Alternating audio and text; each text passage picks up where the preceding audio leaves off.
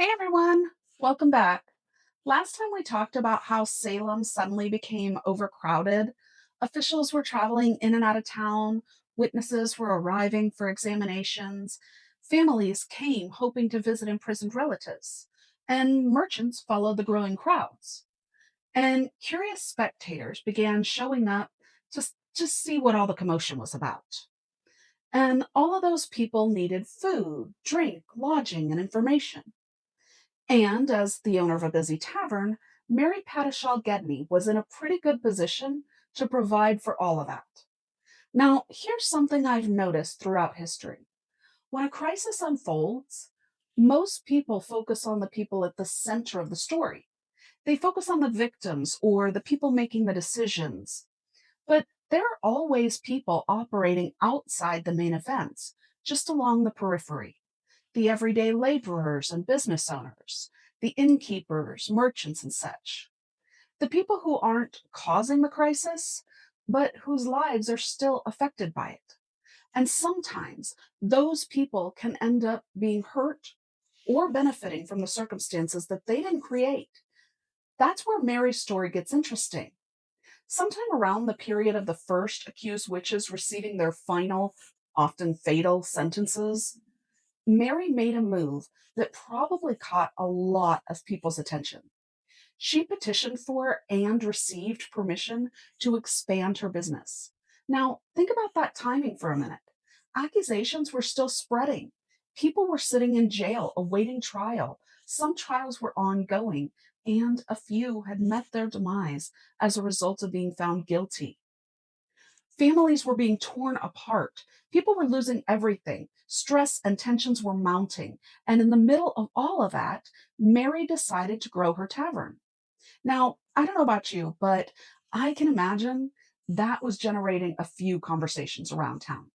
I mean, people gossip plenty now, but back in Salem, there were definitely tongues wagging. And if there's one thing that we've learned from history, it's that taverns like Mary's were often where those conversations were taking place.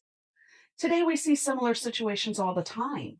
When major concerts come to town, nearby hotels raise their rates. When a natural disaster is approaching, stores suddenly sell out of the most important supplies. When thousands of visitors arrive for a sporting event, restaurants, bars, and other businesses have some of their busiest days of the year. Wherever large number of people are gathering in one place, demand increases. And where demand increases, opportunity usually follows. The difference is that Salem wasn't throwing a concert or a sporting event. It was in the middle of a massive crisis, a serious tragedy. That's what makes Mary's story so complicated. Now, we can't know exactly how much money that Mary earned during the witch trials. The historical record simply doesn't tell us that. But we do know that in addition to the money that she was earning from the influx of patronage, she was also paid a fee of $40 from the town for services rendered during the trials. And that wasn't a small amount of money in 1692. You generally don't expand a business unless you really believe the demand is there. And as far as Mary was concerned, the demand was definitely present in Salem. What's really fascinating is that Mary wasn't accusing anyone of witchcraft. She wasn't conducting interrogations or sentencing people or even participating in the hysteria. She was simply operating a business in a town that had suddenly become the center of one of the biggest stories in New England. And yet, while that hysteria was unfolding around her, her business continued to grow. Unlike many Salem families, Mary emerged from the period financially stable. Her tavern continued operating for decades, and eventually, she was able to leave a sizable inheritance to her children.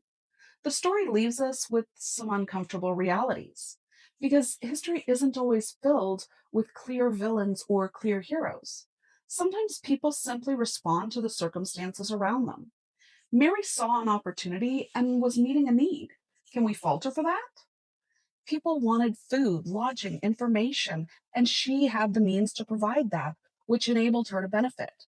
But at the same time, that opportunity only existed because other people were suffering. While some families lost their reputations, property, freedom, even their lives, Mary's business was expanding, and that forces us to ask a difficult question. When fear creates opportunity, is it wrong to take advantage of it? At what point does meeting a need in a crisis become profiting from other people's suffering? I don't have all the answers, but I think it's worth noting, worth considering, because questions like that didn't end in 1692. And one of the main reasons I find history so fascinating is that the names change, the technology changes, but people don't change nearly as much as we'd like to think. And we all know that history has a habit of repeating itself. If you enjoy stories about the strange way that fear, power, and opportunities collide, check out my channel, Dark Ledgers. Thanks for watching. See you next time.